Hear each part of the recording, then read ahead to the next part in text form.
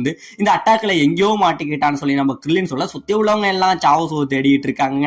ஆனா நம்ம சாவோஸோ என்ன பண்ணிடுறாங்க, நம்ம நாப்பா இருக்கான் பாருங்க, அவனுக்கு பின்னாடி வந்து ஒட்டிக்கிட்டு அவன் முதுவை இறுக்கி பிடிச்சிக்கிறாங்க. நம்ம நாப்பாவும் நம்ம சாவோஸோ எப்படியாச்சும் தட்டி விடணுமேங்கிறதுக்காக கைய வச்சு தட்டி விட பாக்குறான். நம்ம சாவோஸோ ரொம்பவே சின்ன பையனா இருக்கிறதுனால நம்ம நாப்பாவால அவனை தொடவே முடியலங்க. இவனுமே வந்து ஒட்டிக்கிட்டு இருக்கிறான், வந்து கையை எடுக்கவே மாட்டேங்கிறான். இப்ப உடனே நம்ம நாப்பா என்ன பண்றான், கையால தானடா தொட முடியல, உன் கதையை முடிக்கிறங்கிற மாதிரி சொல்லிக்கிட்டு இங்க இருந்து மலைக்கு மலை மாறி மாறி போய் முதுவை வச்சு முட்டிக்கிறாங்க. பாவம் நம்ம சாவோஸோ பயங்கரமா அடிபடுறாங்க. இப்ப இதெல்லாம் பார்த்துட்டு இந்த பக்கம் நம்ம கோகான் பயந்துகிட்டு நிக்க, நம்ம பிக்கலோ என்ன சொல்றான், ஏ கோகான் இதை பார்த்து பயப்படாத, உன் கண்ணை வந்து மூடவே மூடாத, ஏன்னா உண்மையான போருங்கிறது இப்படிதான் இருக்கும், பல ரத்தங்களை பார்க்கும், இதெல்லாம் வந்து நீ பார்த்து பழகிக்கணும், அங்க எந்த ஒரு கொடூரம் நடந்தாலும் கண்ணை மூடாம அங்க என்ன நடக்குதுங்கிறத பாரு அப்படிங்கிற நம்ம கோகான சொல்ல, நம்ம கோகானுமே ஒரு பயத்தோடய இங்க நடக்கிறதெல்லாம் பார்த்துக்கிட்டு இருக்காங்க.